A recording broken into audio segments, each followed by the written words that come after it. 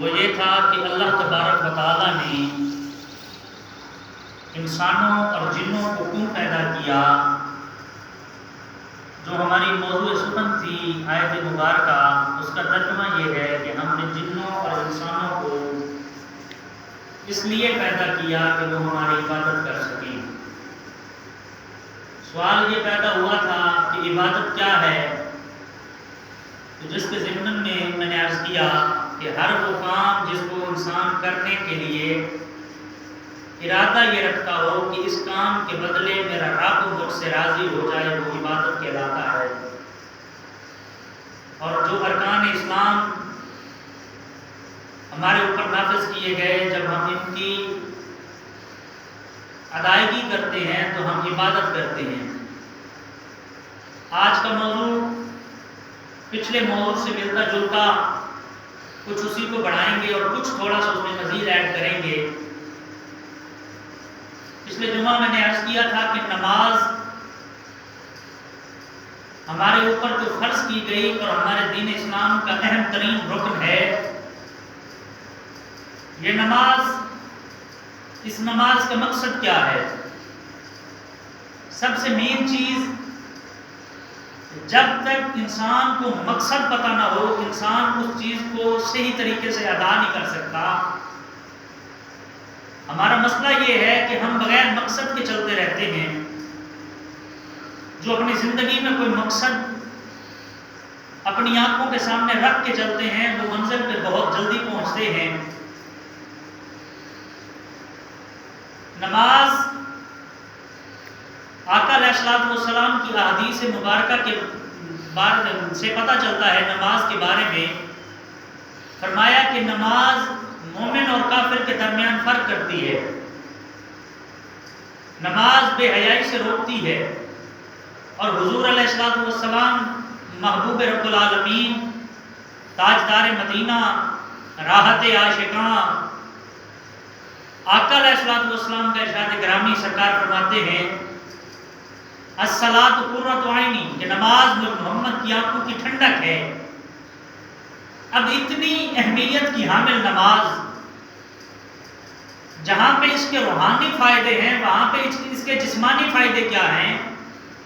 میں نے پچھلے جمعہ عرض کیا تھا کہ نماز جب ہم شروع کرتے ہیں تو شروع کرنے سے پہلے ہمیں وضو کرنا پڑتا ہے۔ اور وضو کیا ہے؟ وضو دراصل اپنے ان اعضاء کو، جسم کے ان حصوں کو دھونے کا نام ہے جو ہمارے باہر رہتے ہیں، چھپے ہوئے نہیں رہتے، ظاہر رہتے ہیں۔ مثلا ہمارے ہاتھ چھپے ہوئے نہیں ہیں، ہمارا چہرہ چھپا ہوا نہیں ہے، ہمارے پاؤں چھپے ہوئے نہیں ہیں۔ ان اعضاء کو دھونے کا نام وضو ہے۔ تو کہا کیوں کہ نماز سے پہلے وضو رکھا گیا؟ اس لیے نماز سے پہلے وضو رکھا گیا تاکہ جب تم اللہ کی بارگاہ میں آؤ تو وہ جو تمہارے اعضاء ظاہر ہیں ان کو تم صاف اور ستھرا کر کے پھر اللہ کی بارگاہ میں آؤ۔ نماز کے بارے میں نے پچھلے جمعہ عرض کیا کہ نماز ہمیں عجز اور انکساری کا درس دیتی ہے۔ نماز ہمیں اس چیز پہ فوکس کرواتی ہے کہ تمہارے اندر تکبر نہیں ہونا چاہیے۔ آج ایک اور بات بھی کرتے ہیں، پچھلے جمعہ جہاں پہ بات ختم کی تھی وہیں سے شروع کر دیتے ہیں کہ جب ہم نماز پڑھنے کے لیے کھڑے ہوتے ہیں، جب ہم نماز پڑھنے کے لیے کھڑے ہوتے ہیں تو جو ہماری نماز پڑھنے کا طریقہ کار منتخب کیا گیا، جو ہمارے اوپر نافذ کیا گیا، وہ طریقہ یہ ہے کہ جب ہم نے کہہ دیا اللہ اکبر نیت کرنے کے بعد، اب ہم نے ہاتھ باندھ لیے، ہماری نماز شروع ہو گئی۔ ہم نے ہاتھ باندھے، نماز شروع۔ اب ہماری نماز اس چیز کا تقاضا کرتی ہے کہ اب ہم نے ہاتھ باندھ لیے ہیں تو اب ہاتھ پھیلانے نہیں ہیں، اپنی کوہنیوں کو ہم لمبا نہیں کر سکتے، کیونکہ یہ نماز کے خلاف ہے. جیسے ہم نماز کے اندر کھڑے ہو کے کسی دوسرے کے معاملے میں کبھی کسی دوسرے کو ٹانگ نہیں مار سکتے، ہمیں اپنی ایک ترتیب سے رہنا پڑتا ہے، ایک طریقہ کار سے رہنا پڑتا ہے. اسی طرح جب ہم نماز میں کھڑے ہوتے ہیں، رکوع کے لیے جاتے ہیں، سجود کے لیے جاتے ہیں، تشہد کے لیے جاتے ہیں، تو ہم ایک ترتیب سے چلتے ہیں. نماز دراصل ہمیں یہ درس دیتی ہے کہ بھائی جیسے تم اللہ کی بارگاہ میں کھڑے ہو اور تمہیں اس چیز کی اجازت نہیں ہے کہ تم کسی دوسرے کو تنگ کرو. وہ جو تمہاری لوکیشن ہے، وہ جو تمہاری جگہ ہے، وہ جو تمہاری پلیس ہے جہاں پہ تم کھڑے ہو کے نماز پڑھ رہے ہو، اگر تم جماعت کے ساتھ نماز پڑھ رہے ہو تو پھر تمہیں سائڈ والے، دائیں والے کا بھی اور بائیں والے کے بھی ہر طرح سے خیال رکھنا پڑتا ہے. تمہاری وجہ سے اسے تکلیف نہ ہو، تمہاری وجہ سے اس کی جگہ میں تنگی نہ ہو. جب ہم نماز میں ان ساری باتوں کا خیال رکھتے ہیں تو پھر ہمیں نماز سے باہر بھی ان ساری باتوں کا خیال رکھنا چاہیے. یہ دراصل چھوٹے چھوٹے پوائنٹس ہیں جن کو ہم نے کبھی فوکس نہیں کیا، کبھی ہم نے ان پہ غور و فکر نہیں کیا. ایک صاحب کہتے ہیں کہ میں مولانا روم کی بارگاہ میں حاضر تھا آپ کے مزار اقدس پہ. بات بڑی لائق توجہ ہے. حضرت مولانا روم رضی اللہ تعالیٰ عنہ رحمت اللہ علیہ کہتے ہیں کہ میں ان کے دربار اقدس پہ حاضر تھا اور میرا عشق جڑا ہے مولانا رومی سے. کہتے ہیں کہ ہم دو لوگ تھے جو پاکستان سے گئے ہوئے تھے مولانا روم کے مزار پہ. کہتے ہیں کہ جب ہم وہاں کھڑے تھے تو وہاں سے ایک بندہ ہم سے ملا، ایک ایسے فرد سے ہماری ملاقات ہوئی جس نے مجھے یہ کہا کہ بھائی میں نہ تمہیں مولانا روم کی جو مثنوی ہے وہ پوری سمجھا سکتا ہوں صرف آدھے گھنٹے میں، جو کہ بے شمار جلدوں پہ منتخب ہے، بہت بڑی کتاب ہے مثنوی مولانا روم، مثنوی رومی جس کو کہتے ہیں. کہتے ہیں کہ اس نے کہا کہ میں مولانا روم کی مثنوی جو ہے وہ آدھے گھنٹے میں تمہیں سمجھا سکتا ہوں. کہتے ہیں کہ ہمیں بڑا شوق ہوا کہ کیسے یہ آدھے گھنٹے میں اتنی بڑی کتاب ہمیں سمجھا سکتا ہے. تو ہم نے اسے کہا کہ بھائی ہمیں سمجھائیں. اس نے کہا کہ آپ نے کہاں جانا ہے؟ ہم نے اسے بتایا کہ ہم نے فلاں ہوٹل پہ جانا ہے. تو اس نے کہا میرا گھر بھی اسی طرح ہے، اسی راستے پہ ہے. کہتے ہیں کہ ہم دو لوگ یہاں کے تھے، ایک ہمارا ڈرائیور تھا، ایک ہمارا وہاں پہ ساتھی تھا جو ہمیں ایریا دکھا رہا تھا. تو چار لوگ ہم پہلے تھے، پانچواں وہ ہمارے ساتھ ہوا. جیسے ہم گاڑی میں سوار ہونے لگے تو اس نے ہمیں یہ کہا کہ بھائی میں مولانا رومی کی مثنوی تو تمہیں سمجھا سکتا ہوں آدھے گھنٹے میں، لیکن میری ایک پہلی شرط یہ ہے کہ جب ہم گاڑی میں سفر کرنے کے لیے بیٹھیں گے تو درمیان میں بیٹھوں گا، درمیان میں بیٹھوں گا. تو کہتے ہیں ہم نے اسے آسانی سے قبول کر لیا کہ بھائی تم بیٹھو. کیونکہ کہتے ہیں ہمارے ذہن میں یہ بات تھی کہ شاید ہو سکتا ہے یہ درمیان میں اس لیے بیٹھنا چاہ رہا ہے کہ یہ درمیان میں بیٹھے گا، دو فرنٹ پہ ہوتے ہیں، تین بیک پہ ہوتے ہیں گاڑی میں. کہتے ہیں کہ اس نے کہا جو پچھلی سیٹ ہے 3 سیٹر پہ اس کے درمیان میں بیٹھوں گا. تو ہم نے اس لیے سوچا کہ شاید یہ اس لیے کہہ رہا ہے کہ یہ کہتا ہوگا کہ جب میں بولوں گا تو میری آواز چاروں کو برابر سنائی دے، میں سینٹر میں ہوں گا. تو ہم نے اسے بٹھا لیا، سفر شروع ہو گیا. کہتے ہیں کہ کچھ 10-15 منٹ کا سفر ہم نے طے کیا اور 10-15 منٹ کا سفر طے کرنے کے بعد اس نے کہا کہ آپ پلیز تھوڑی دیر کے لیے گاڑی کو روکیں، میرا گھر قریب آ گیا ہے. ہم نے گاڑی روکی. ابھی تک اس نے ہمیں مولانا روم کی مثنوی نہیں سمجھائی. ہم اس بات پہ پریشان ہیں کہ اس نے کہا تھا کہ میں آدھے گھنٹے کے اندر تمہیں مولانا روم کی پوری مثنوی سمجھا سکتا ہوں. 15 منٹ گزر چکے ہیں لیکن اس نے ابھی تک کچھ نہیں بتایا اور پھر یہ کہہ رہا ہے کہ میرا گھر قریب آ گیا. تو گاڑی روک رہے ہیں. ہم نے مہمان تھا، ہم نے گاڑی روکی کیونکہ ہماری اس سے کمٹمنٹ ہو چکی تھی، ہماری ڈیل ہو چکی تھی، ہمارا معاہدہ ہو چکا تھا کہ یہ ہمیں سمجھائے گا. تو ہم نے سمجھنے کے لیے کہا کہ ٹھیک ہے ہم روک دیتے ہیں. جب ہم نے گاڑی روکی تو وہ گھر گیا اور جلدی سے واپس پلٹا تو اس کے ہاتھ میں ایک ڈش تھی اور ڈش کے اندر چند ایک پیالے تھے اور ان پیالوں کے اندر سوپ تھا. کہتے ہیں کہ وہ لے کے ہمارے پاس آیا اور اس نے کہا کہ میں گھر گیا تھا، مجھے پتا تھا میرے گھر میں کدو کا سوپ بنا ہوا ہے جو کہ بہت خوبصورت، بہت لذیذ، مزیدار ہے. تو میں نے سوچا کہ یہ کیوں نہ میں آپ لوگوں کی خدمت میں پیش کروں، کیوں نہ میں آپ کو سرو کروں. کہتے ہیں کہ وہ جب لے کے ہمارے پاس آیا تو ہمیں پینا پڑا. کہتے ہیں کہ جب ہم نے پیا تو بہت مزے کا تھا. تو جیسے ہم نے اس کا سوپ پیا تو اس نے کہا بھائی مولانا رومی کی مثنوی میں نے آپ کو سمجھا دی، مولانا روم کی مثنوی سمجھا دی. وہ کہتے ہیں کہ ہمیں اس بات کی سمجھ نہیں آئی. انہوں نے کہا کہ تو نے تو کوئی بات ہی نہیں کی، کوئی لیکچر نہیں دیا، کوئی بات نہیں کی، کوئی گفتگو نہیں کی، بس گھر گئے اور آ گئے ہو. اس نے کہا کہ مولانا روم کی جو پوری مثنوی ہے یہ صرف 2 باتوں پہ فوکس کرتی ہے. وہ یہ ہے کہ جہاں پہ تم بیٹھے ہو، جب میں آپ کے پاس بیٹھا تھا گاڑی میں، دربار مولانا روم سے لے کے میرے گھر کے آنے تک، کیا میں نے کسی کو کونی ماری ہے؟ اس نے کہا نہیں. کہتے ہیں مولانا رومی کی مثنوی کا پہلا سبق یہ ہے جہاں پہ تم رہتے ہو وہاں پہ تمہارے رہنے کی وجہ سے کسی کو تکلیف نہ ہو. اور دوسری مولانا روم کی مثنوی کیا چیز ہمیں درس دیتی ہے؟ وہ یہ دیتی ہے کہ جو کچھ تمہارے پاس ہے کوشش کرو اس میں سے کسی دوسرے کو فائدہ ہو. حضور والا یہ ایک بنیادی چیزیں ہیں. میرا ایک اپنا پوائنٹ آف ویو ہے، میرا ایک اپنا سوچ ہے. میں یہ کہتا ہوں کہ مسجد میں بیٹھ کے اللہ اللہ کرنا بہت آسان ہوتا ہے. جو ہمارا دین ہمیں جس چیز کا درس دیتا ہے ہم اس چیز پہ فوکس کیوں نہیں کرتے؟ ہم نماز تو پڑھتے ہیں، روزہ تو رکھتے ہیں، حج تو کرتے ہیں، زکوٰۃ تو دیتے ہیں، لیکن کبھی ہم نے ان چیزوں کے بارے میں سوچا نہیں ہے کہ نماز ہے کیا.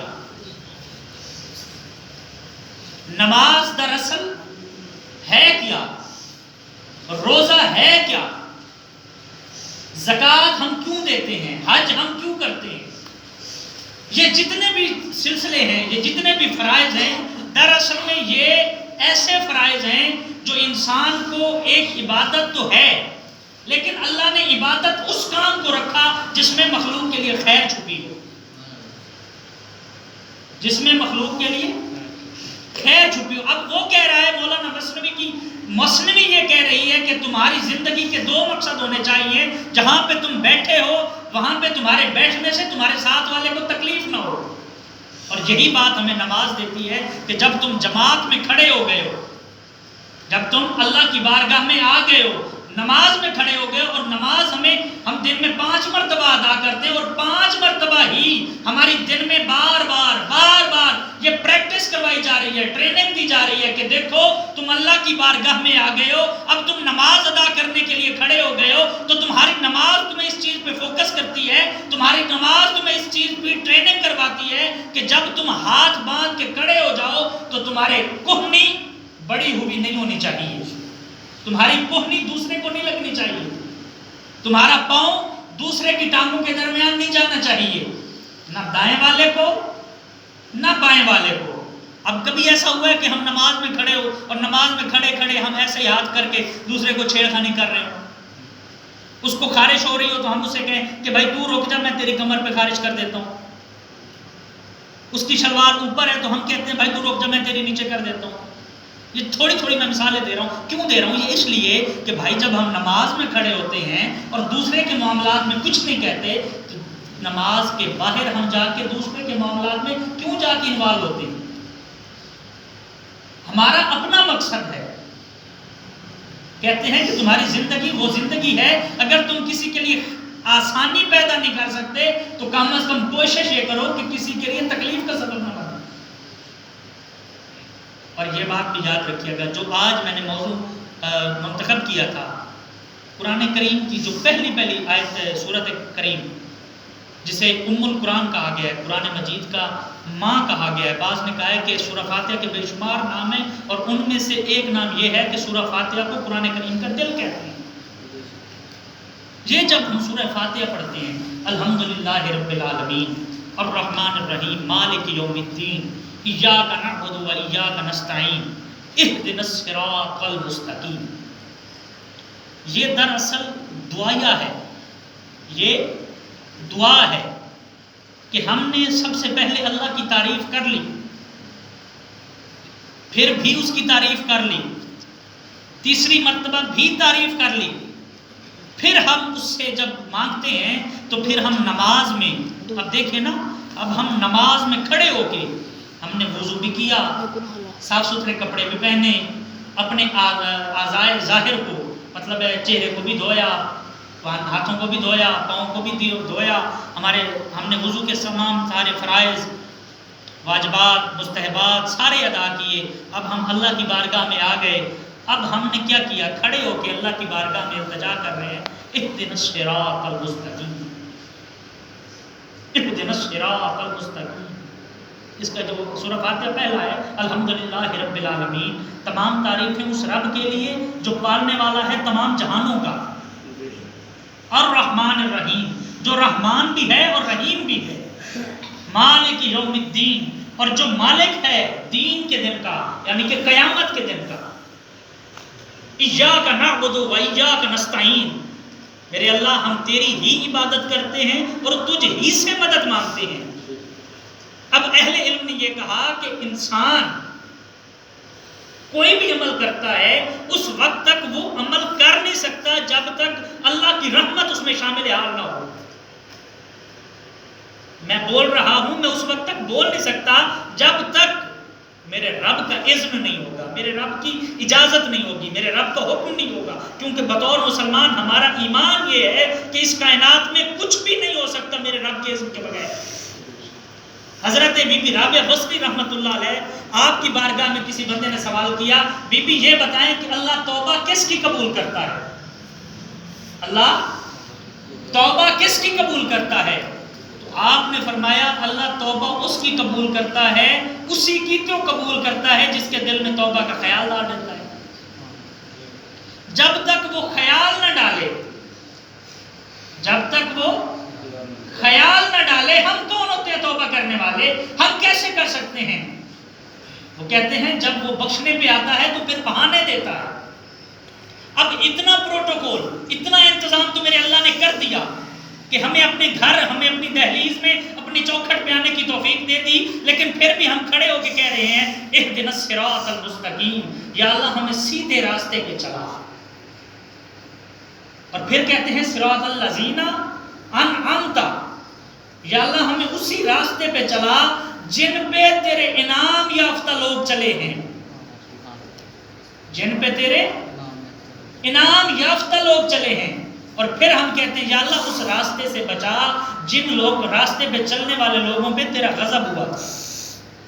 اب بات یہاں پہ بڑی لائق کی توجہ ہے، یہ جتنی میں نے گفتگو کی اب نچوڑ کی طرف آنا چاہتا ہوں۔ سوال یہ پیدا ہوتا ہے کہ وہ کون سے لوگ ہیں جو اللہ کے انعام یافتہ لوگ؟ کیونکہ ہمارا اللہ نے ہمیں شعور دیا ہے تو ہمارا حق بنتا ہے ہم بیٹھ کے غور و فکر کریں، اور اسی لیے کہا گیا کہ قرآن آسان بھی ہے اور قرآن مشکل بھی ہے۔ قرآن آسان بھی ہے، قرآن مشکل بھی ہے۔ مشکل ایسے ہے کہ جب تم بغیر فکر کے، بغیر غور و فکر کے پڑھو گے تمہیں سمجھ نہیں آئے گا، اور جب تم اس پہ غور و فکر کرو گے تو پھر تمہیں آسان سے آسان تر ہوتا چلا جائے گا۔ ہم کتنی دفعہ اس سورت کو پڑھتے ہیں اور کتنی دفعہ اس بات پہ توجہ کرتے ہیں، کتنی دفعہ اس بات پہ سوچتے ہیں آیا کہ وہ کون سے لوگ ہیں جو انعام یافتہ ہیں؟ کیا اللہ کا انعام یہ ہے کہ وہ جنت عطا کرے گا؟ کیا اللہ کا انعام یہ ہے کہ وہ جنت عطا کرے گا؟ اور اللہ کا غضب یہ ہے کہ وہ دوزخ عطا کرے گا؟ بات میری بڑی لائق توجہ ہے۔ اللہ کا انعام ہمارے نزدیک جو ہم نے کرائیٹیریا رکھا، جو ہم نے حد بنائی، جو ہم نے اپنے ذہنوں میں اس تصور کو پالا کہ انعام یافتہ وہی لوگ ہیں اللہ جنہیں جنت عطا کرے گا، اور وہ لوگ اللہ کے غضب کے مستحق ہوں گے جنہیں اللہ دوزخ دے گا۔ حضور والا میرا سوال یہ ہے کہ اگر جنت اور دوزخ ملنی ہے، وہ تو ملنی ہے فوت ہونے کے بعد۔ ڈیتھ ہوئی بندے کی، انتقال ہوا، فوت ہوا، اس کے بعد وہ قبر میں گیا، پھر جب اس کا سوال و جواب ہوگا اس کے بعد فیصلہ ہوگا کہ یہ جنت میں جائے گا یا دوزخ میں جائے گا۔ اور قرآن میں اللہ کہہ رہا ہے، ہم دعا مانگ رہے ہیں یا اللہ ہمیں ان لوگوں کے راستے پہ چلا جو تیرے انعام یافتہ لوگ ہیں۔ اگر وہ مرنے کے بعد انعام یافتہ ہوئے پھر ہمیں کیسے پتا چلے گا کہ وہ انعام یافتہ ہے؟ سوچنے کی بات ہے نا۔ اگر ہم نے صرف ایک ہی کرائیٹیریا رکھا، اگر ہم نے صرف ایک ہی پیمانہ رکھا، اگر ہم نے صرف ایک ہی تصور رکھا کہ اللہ کا انعام یہ ہے کہ جنت مل جائے، اللہ کا غضب یہ ہے کہ بندہ دوزخ کا حقدار ہو جائے، اگر یہ صرف دو ہی چیزیں اس کے انعام اور غضب کی حد بتاتی ہیں، تو پھر ہمیں اپنی زندگی میں مثال کے طور پہ ہمیں کیسے